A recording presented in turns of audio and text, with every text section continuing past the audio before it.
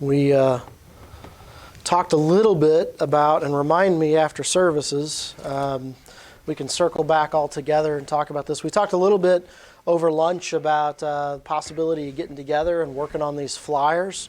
We need to divide them out into groups of 100 and bundle them with rubber bands and fill out a little paperwork, put them together in some boxes so they can be taken up to the post office. So hopefully one day this week, if it works out for everybody's schedule, we can come together and do that. Since we all live on the lane, there's no reason to come back here. We can just do it at our house or something if you guys want to.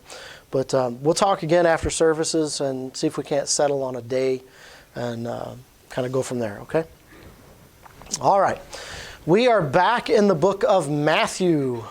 We're going to turn over to Matthew chapter 25. Not saying that we won't be back to chapter 24 at some point, but I think we're mostly finished there, at least for now.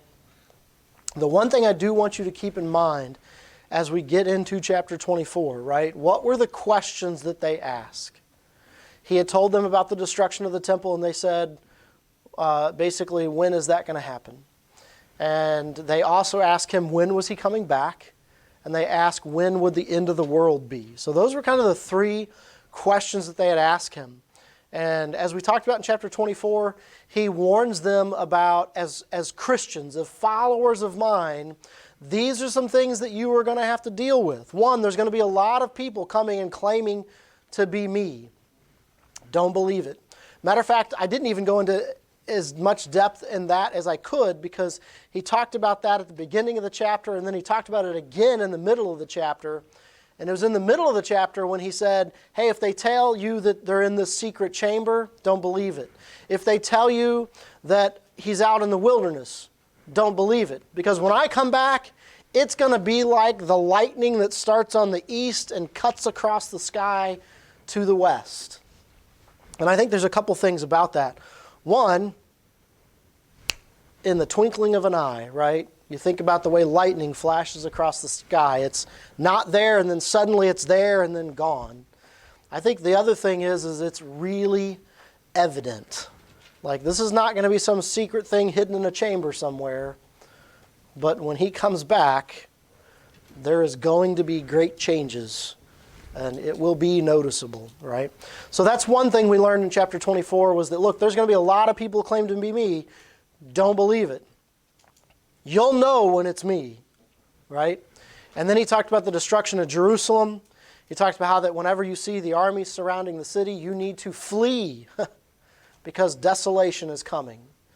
And then they talked about in Luke how that ties into, from that point forward, the Gentiles were going to dominate the city of Jerusalem until the time of the Gentiles would be fulfilled. And then he goes in and he talks about some of the signs and that will happen in the skies and all the turmoils and all of these things that are going to happen, and how that you need to be ready, right? Remember, that was a theme throughout the course of the chapter, is I am coming back. You need to be ready. It's like the master that leaves his servant with some work to do and goes on a journey. And when he comes back, guess what? He is happy when he finds his servants doing what he said. And he's not happy when he finds people that have disobeyed him and have forsaken and are not doing the things that he has laid out, right? So those are the things that happened in chapter 24. And it's with that thought that we roll over to the book of chapter 25 and we read the parable of the 10 virgins. Now, it's interesting as you think about it, because whenever we were going through chapter 24, there are parallel passages in Mark and Luke, and they're very close. Matthew gives some details that the other two don't, and Luke gives some details that the other two don't. But in Matthew, you immediately go into the story about the 10 virgins, the parable of the 10 virgins. You actually don't see that in Mark and in Luke. You do see the same thought. In Mark and Luke, he repeatedly says, watch, be ready, right? But in Matthew, he actually, we see the account of the fact that he gave a parable, and I'm going to say it this way, to back up some of what he was saying about be ready, right? Now, there's a lot more to it than that, and I understand that. I am not going to go too deep into all of the things that people say that the 10 virgins could represent. I'm going to try to keep this pretty practical in regards to the Lord giving us this message to say, I'm coming. Are you ready? All right? Now, before I do that, I will talk a little bit about this because we've been doing this as we go. There are different opinions, right? As I mentioned, some people believe that when you switch over to Matthew chapter 25, you have completely and totally changed times, right? That they believe that chapter 24 is all in the past. And that when you roll over to chapter 25, that is all talking about the future. In regards to 24 being the destruction of Jerusalem, 25 suddenly being about me and you and the bride and a lot of stuff along those lines, okay? I'm not saying that's what I believe. I'm saying that that's a commonality that you might find. That's a common belief you might find between chapter 24 and chapter 25. I actually believe, I think you've figured this out by now, that chapter 24 and chapter 25 are all a whole bunch of, are you ready? Are you ready? You don't know the time and the hour. I'm coming. Are you ready? I'm going to give you some signs. And when you start to see those signs, you better double down on being ready, right? I think that as you look at 24, some of it's in the past, some of it's yet to come. Chapter 25, again, is a pretty good example of the Lord telling us what's coming and are we ready. Now,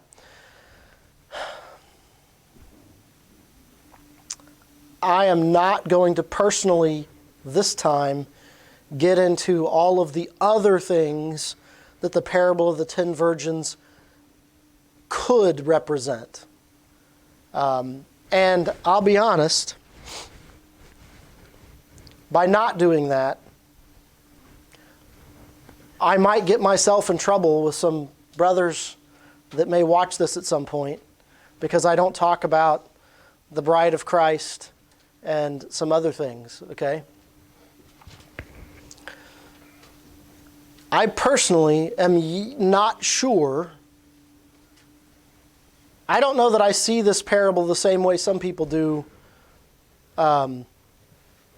Some people put the focus on the fact that these virgins almost get the idea that they see this as being the bride of Christ and that Christ is coming back and this is him taking his bride. I personally don't see that. I don't, right? And if I don't tie this into the bride, there will be some that go, oh man, that John, he's not what we thought he was. But that's okay. I'm going to keep this pretty practical. I've told you before that you have to be really careful with parables, right? Because this is a really good example, and I want to be careful that I'm not understating what this is about, okay? But listen, you can take this parable and say, well, the oil means something, and the lamp means something, and going to the market means something, and this means something, and that means something, and the door means something, and the gate means something, maybe. But sometimes what I find is that when we do that, we just miss the big, bold, flashing sign that's right there in front of us, and we miss the main part of the parable.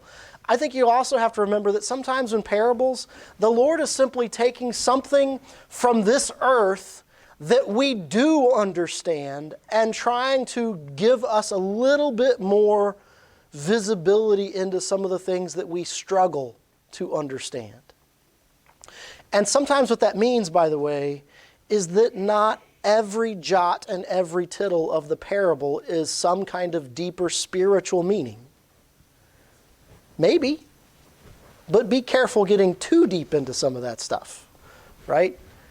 Because then you just miss the obvious. So keep all of that in mind as we go through this, okay? Matthew chapter 25, we're going to go ahead and read the whole chapter, and then we're going to come back and focus just on these first 13 verses. It says, "Then shall the kingdom of heaven be likened unto 10 virgins, which took their lamps and went forth to meet the bridegroom. And 5 of them were wise, and 5 were foolish. They were foolish, took their lamps, and took no oil with them. But the wise took oil in their vessels with their lamps. While the bridegroom tarried, they all slumbered and slept. And at midnight there was a cry made, Behold, the bridegroom cometh, go ye out to meet him. Then all those virgins arose and trimmed their lamps. And the foolish said unto the wise, Give us of all your oil, for our lamps are gone out. But the wise answered, saying, Not so, lest there be not enough for us and you, but go ye rather to them that sell and buy for yourselves. And while they went to buy, the bridegroom came, and they that were ready went in with him to the marriage, and the door was shut. Afterward came also the other virgins, saying, Lord, Lord, open to us. But he answered and said, Verily I say unto you, I know you not. Watch therefore, for ye know neither the day nor the hour wherein the Son of Man cometh. For the kingdom of heaven is as a man traveling into a far country, who calleth his own servants, and delivered unto them his goods. And unto one he gave 5 talents, to another 2, and to another 1, to every man according to his several ability, and straightway took his journey. Then he that had received the 5 talents went and traded with the same, and made them other 5 talents. And likewise he that had received 2 also gained other 2. But he that received 1 went and digged in the earth, and hid his Lord's money. And after a long time the Lord of those servants cometh, and reckoneth with them. And so he that receiveth 5 talents came and brought other 5 talents, saying, Lord, thou hast delivered unto me 5 talents. Behold, I have gained beside them 5 talents more. And his Lord said unto him, Well done, thou good and faithful servant. Thou hast been faithful over a few things. I will make thee ruler over many things. Enter thou into the joy of the Lord, of thy Lord. He also that had received 2 talents came and said, Lord, thou deliverest unto me 2 talents. Behold, I have gained 2 other talents beside them. His Lord said unto him, Well done, good and faithful servant. Thou hast been faithful over a few things. I will make thee ruler over many things. Enter thou into the joy of thy Lord. Then he which had received the 1 talent came and said, Lord, I knew thee, that thou art an hard man, reaping where thou hast not sown, and gathering where thou hast not strawed. And I was afraid, and went and hid thy talent in the earth. Lo, there thou hast that is thine. And his Lord answered and said unto him, Thou wicked and slothful servant, thou knewest that I reap where I sowed not, and gathered where I have not strawed. Thou oughtest therefore to have put my money to the exchangers, and then at my coming I should have received mine own with usury. Take therefore the talent from him, and give it unto him which hath 10 talents. For unto every one that hath shall be given, and he shall have abundance. But from him that hath not shall be taken away even that which he hath given. And cast ye the unprofitable servant into outer darkness. There shall be weeping and gnashing of teeth. And when the Son of Man shall come in his glory, and all the holy angels with him, then shall he sit upon the throne of his glory. And before him shall be gathered all nations, and he shall separate them one from another, as a shepherd divideth his sheep from the goats. And he shall set the sheep on his right hand, and the goats on the left. And then shall the king say unto them on his right hand, Come, ye blessed of my Father, inherit the kingdom prepared for you from the foundation of the world. For I was an hungered, and ye gave me meat. I was thirsty, and ye gave me drink. I was stranger, and ye took me in. Naked, and ye clothed me. I was sick, and ye visited me. I was in prison, and ye came unto me. Then shall the righteous answer him, saying, Lord, when saw we thee an hungered, and fed thee, or thirsty, and gave thee drink? When saw we thee a stranger, and took thee in, or naked, and clothed thee? Or when saw we thee sick, or in prison, and came unto thee? And the king shall answer and say unto them, Verily I say unto you, insomuch as ye have done it unto one of the least of these my brethren, ye have done it unto me. Then shall he say unto them on the left hand, Depart from me, ye cursed, unto everlasting fire, prepared for the devil and his angels. For I was an hungered, and ye gave me no meat. I was thirsty, and ye gave me no drink. I was a stranger, and ye took me not in. Naked, and ye clothed me not. Sick and in prison, and ye visited me not. Then shall they also answer him, saying, Lord, when saw we thee an hungered, or athirst, or a stranger, or naked, or sick, or in prison, and did not minister unto thee? Then shall he answer them, saying, I verily say unto you, inasmuch as ye did it not to one of the least of these, ye did it not to me. And these shall go away into everlasting punishment, and the righteous unto life eternal. Now this chapter, we see these three different things. We see the parable of the 10 virgins. We see the parable of the talents. And then we see that at the final judgment, when the Son of Man comes back, that he is going to part left and right, sheep from goats. Okay? Now there's a couple different themes, I think, as you look at this chapter. Both the parable of the talent and the parable of the 10 virgins, they really have two different things that they're stating. And it fits with the third one about parting left and right. One, we already talked about. I think both the parable of the virgins and the parable of the talents have a message of, you better be working and you better be watching and you better be ready because I am coming back, right? I think we've hit that one quite a bit. The other part in both of those parables, as well as this last part about when the Son of Man comes back, you see a separation. There's the wise and the foolish. And what happens? The wise are taken in and the foolish are left without. The talents, you've got a couple that were the good servants, and you got the one that's cast out. And then, after giving both of those examples, the Lord says, when the Son of Man comes back, and he is sitting on his throne of judgment, he is going to separate the sheep from the goats. And the sheep will be welcomed in, and the goats will be cast out. I think the other thing that you see definitely in at least the first and the last one is this idea. You see the foolish knocking on the gate afterwards saying, let us in, and the Lord saying, I never knew you. In the end, you kind of see the same thing with the goats, because they're like, well, what are you talking about? When did we not do this, and when did we not do that? You almost see in those statements of when did we not, you see this idea of, well, we know you, we've done things for you too, what about us? So just understand that as you read through this, the main theme I'm focused on is, are you ready? But there is also a separation that occurs in all three of these stories. The foolish from the wise, the slothful from the faithful, and the sheep from the goats. All three accounts here have that separation that occurs in them. All right, this afternoon we're really probably only going to mostly focus on these first 13 verses. Then shall the kingdom of heaven be likened unto 10 virgins, which took their lamps and went forth to meet the bridegroom. And the 5 of them were wise, and 5 were foolish. And they that were foolish took their lamps, and took no oil with them. But the wise took oil in their vessels with their lamps. And while the bridegroom tarried, they all slumbered and slept. And at midnight there was a cry made, Behold, the bridegroom cometh, go ye out to meet him. Let's stop and talk about this for a little bit. We're told right at the beginning what this is a picture of, right? And this has happened a lot in Matthew. The Lord will tell us, this is something I'm going to tell you. It's like the kingdom of heaven. In other words, this is a lesson about the kingdom of heaven. When you think about the kingdom of heaven, I want you to think about if there were 10 people, there were 5 foolish and 5 wise.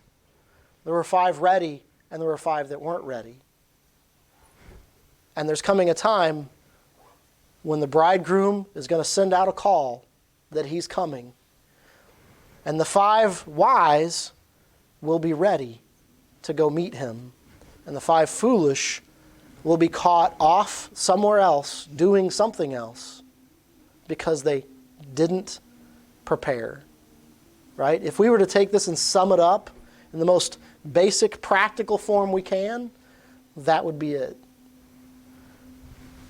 Now, there's some things that have confused me about this parable for a long time, and it's kind of embarrassing, but I'm going to say it anyways. And I had got to a place where I was good, and as I was reading this and researching this and reading different stuff, I found this question that had always perplexed me too. Somebody wrote a question and they said, was the Lord promoting polygamy in this parable? And I kind of chuckled when I read it, but then I thought, okay, valid question, right? Because if you read it, sometimes I've heard this parable described as these virgins waiting for the bridegroom, and you almost get told the story of these are the brides waiting for the bridegroom. And this is where I'm going to get myself in trouble. I don't actually believe that that's what this is describing. And with some people, I will be in trouble for saying that, and that's okay. This is not about 10 brides waiting for their single husband. And sometimes that's the way it's almost, even if people don't intentionally do it, by not confronting that thought, people walk away thinking that's what you mean.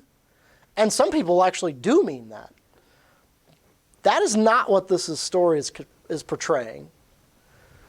Probably the best way that we could associate with this is to view these virgins as bridesmaids.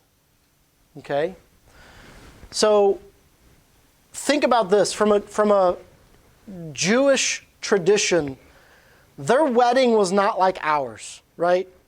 We have a wedding day, and we have this big ceremony where the father walks the bride down the aisle and he hands it off, and the guy gives up and he gives some vows, and they exchange rings and kiss the bride, and woohoo, we go away.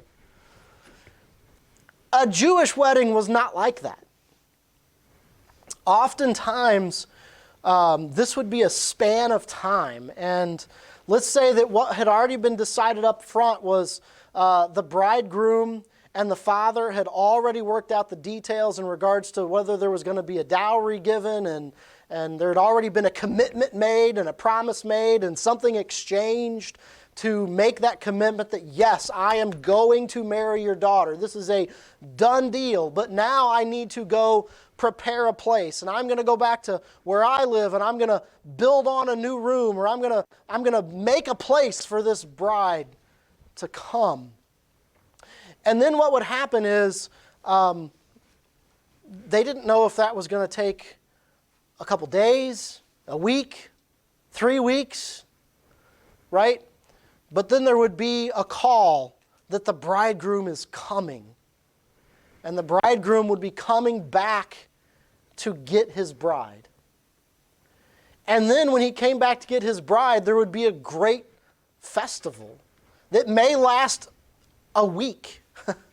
And there would be a great time of celebration and rejoicing and eating and drinking and just a great time.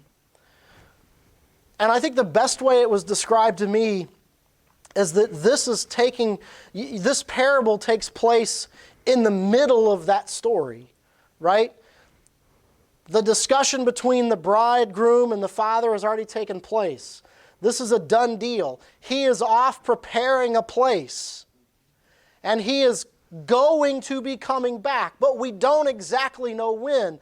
Well, the bride has her bridegroom, her bridesmaids, and part of what they're going to do is when the bridegroom comes, man, they're going to be a part of that festival and that event of leading him back to her. And it's going to be a procession, so to speak. That final part of the journey, going back to get the bride, is going to be this great celebration and journey back to her house to get her. And when they all get there, they're all going to take part in this great festival. Well, that's a totally different perspective than you got 10 brides waiting for their one husband, and 5 of them get led into the house, and the other 5 get left out in the street.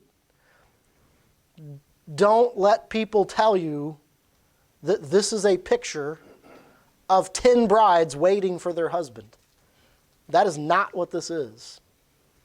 This is 10 bridesmaids waiting for that groom to come back and to take his bride. And they want to be there at that great wedding feast. And they want to be there ready to usher him in to that feast. That's what this is. And like I said, I hesitated to get into that, but I've almost sometimes walked away from messages, even when they didn't say that, feeling like that's maybe what they were portraying. And it's confusing. And then whenever I saw that person had wrote that question, and I kind of chuckled at it, and then I stepped back and thought, wait a minute, that is a valid question. And I can absolutely see where people would come away with that. And I will tell you that there are actually, I believe, they may not come right out and say it, but I think that is actually what some people do envision with this. That is not what I believe. This is about a parable of a Jewish wedding feast, right? Remember, parables are usually meant, they are stories that these people would have connected and associated with to help them better understand a spiritual thing that they are struggling to understand. That is often what a parable was. So as you think about that, if you look at it in that context, you've got these 10 virgins, they've taken their lamps, they've went forth to meet the bridegroom, right? They aren't sure when he's coming, but they've went part way out and they are waiting for his return. And when he comes, they are going to usher him in. 5 are wise, 5 are foolish. They that were foolish took their lamps and took no oil with them. In other words, guess what? They were not ready. They claimed they wanted to be a part. They claimed that they were going to be part of this great festival. They claimed that they were looking forward to the coming of the bridegroom, but they did nothing to prepare. You could actually say, and we see this a lot in the New Testament, you could even say that they had put on an outward appearance of waiting for the bridegroom to come. But in reality, it was just an outward appearance, and they really had put no preparation into him coming. Listen, if this is meant to be something we can understand,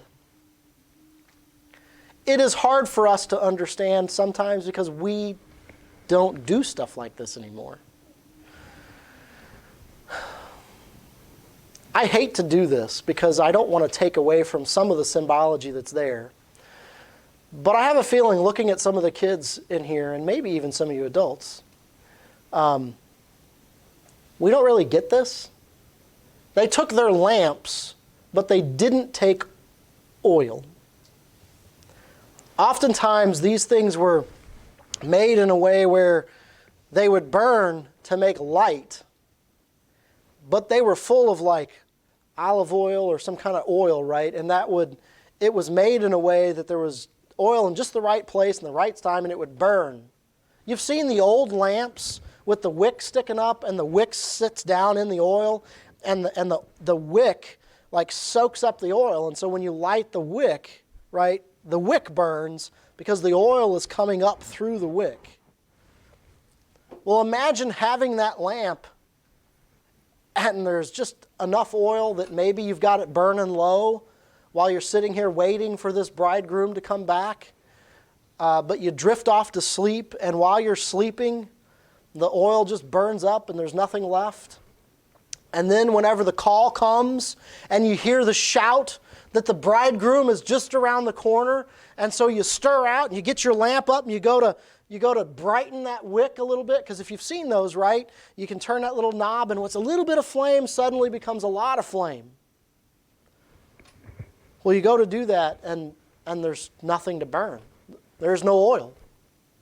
Now, I don't know whether or not, and this is where you have to be careful, right, because you can get too deep into the whatabouts. Did they even have oil to begin with, or did they just walk out with their lamps? Or did they walk out with lamps and there's a little bit of oil, but the oil burned up while they were sleeping? I wouldn't get too caught up in that. The point is that when the time came for them to need the light, they didn't have it. There was no oil because they did not prepare.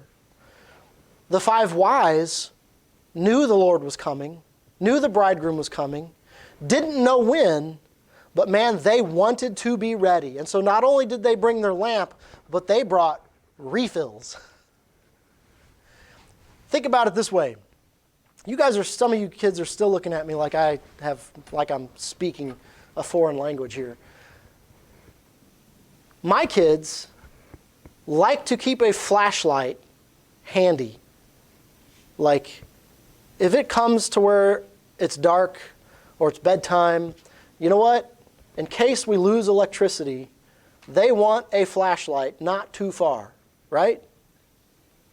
Guess what? At our house, we have flashlights in this drawer. We got flashlights in the closet.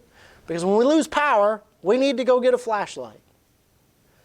It would be like going out somewhere and taking your flashlight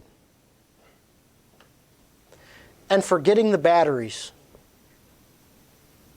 Let me ask you, how good is that flashlight going to do you when you're sitting there, you go off somewhere, you're leaning against this tree, and you drift off to sleep, and it's still light outside, you got your flashlight handy, you drift off to sleep, and when you wake up, it's in the middle of the night, and there's no moon, and you can't see the stars, and it is pitch black, and you reach down and you grab your handy-dandy little flashlight, and you push the button.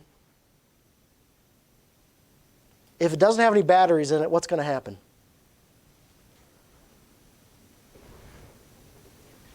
You're going to keep pushing that button and nothing's going to happen, right? I have a feeling you guys can probably associate with that illustration maybe a little bit more than oil in a lamp. It would be the same thing. That lamp is going to do you no good if you don't have power in it, if you have no fuel to burn, right? So let me ask you this. If you understand that analogy, that you're on this road, you're waiting for this one to return, you need your flashlight, you've drifted off to sleep, and when you wake up it's dark, and what woke you up was the call that he's coming. And you push your button on your light, and nothing happens. Listen, for many people, that is exactly what's going to happen when the Lord comes back. A trump is going to sound, and the call is going to go out, and his people will hear his voice and will go to meet him. But all of those that were putting on a front and all of those that looked like they were waiting for the bridegroom, they're actually going to be off somewhere else. Imagine, if you would, I want you to think about a person in this world that you've never met, that you would just absolutely love to meet. You got somebody? Is there anybody? Somebody? Somebody you want to meet? Okay, I see a couple of those kids nodding their head. I got somebody. All right. Well, you're off down there waiting in this spot that you're supposed to be in because they're going to come past that spot. And in case it's dark when they get there, you got your flashlight, you're ready to go, and you hear a cry that they're coming. And you go to turn on your flashlight, and it won't work because your batteries are dead. And you didn't remember to bring a backup. And so you want to borrow my batteries.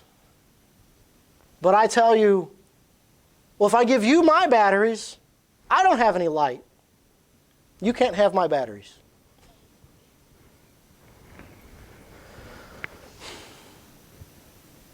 Well, that's not mean of me, by the way. I was ready. I was ready.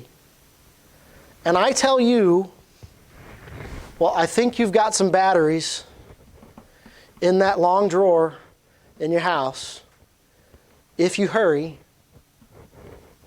maybe you can go get them. And so you jump up and you run off, and while you're gone, that person that you have so anxiously been waiting for comes through.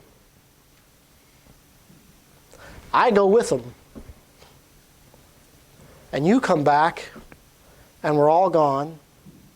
But you know where we're at, and so you come and you start beating on the door, let me in, let me in. And they say, I don't even know who you are. That is maybe, and I hate doing that, but that's maybe a little bit more of a version that we would understand, because we don't go around carrying lamps. But listen, there is so much interesting stuff in this passage, and I'm just trying not to get too deep. Are you ready? Are you ready? Listen, if you don't have the Spirit of God dwelling in you, you're not ready. And I don't know if it's true or not. Some people have compared the oil in this story to being filled with the Spirit of God. I don't know if that's what the Lord meant or not. It's not a bad analogy. Are you filled with the Spirit of... Is God Almighty living inside you? Just because you claim that you've went out to meet the bridegroom, if His Spirit isn't dwelling in you,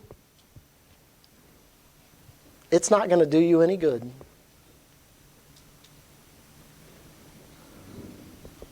So I'm asking you today, if you're here and you're saved, let's take this application and apply it to your life today. He is coming back. And there will be a shout. And listen, if you're saved, you are going to go to be with Him. But I would still challenge you to be asking yourself, are you ready? Are you going to be like the servant who is found not doing what his master wanted? But listen, most importantly, if you're here today and you're lost, there is coming a day of separation. There is coming a day when the sheep and the goats will be parted right and left. There is coming a day, just like there was in Noah's time, when the Lord put Noah in the ark and He shut the ark and the rain started coming. And those people realized, I missed it. Listen, there's coming a time when the Lord, the Son of Man, it's how it's described here in the book of Matthew, the Son of Man is coming back. Are you ready? If you're not, you better get ready. And there's only one way to do that. And that's to repent of your sins and trust in the shed blood of the Lord Jesus Christ. And when He redeems your soul and He gives you new birth and new life, you'll have the Spirit of God dwelling in you. And when He comes back and He calls and you hear that trumpet, you're going to go meet Him. Now, there also comes a time when that call comes and there's going to be a group of people that don't hear it because they're not ready. And they may even claim, as another passage talks about, they may even claim, well, I did this for you, and I did this for you, and I cast out demons in your name, and I did all this stuff for you. And the Lord's going to look at them and say, but I never knew you.